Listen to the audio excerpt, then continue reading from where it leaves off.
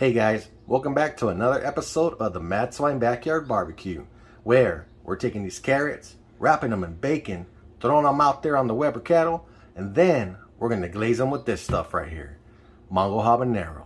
Oh yeah, it's about to get hot.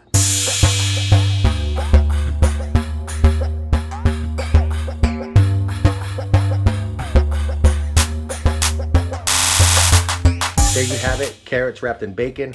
There's no real right or wrong way to do them. Just wrap them, get them ready for the kettle, and let's go outside.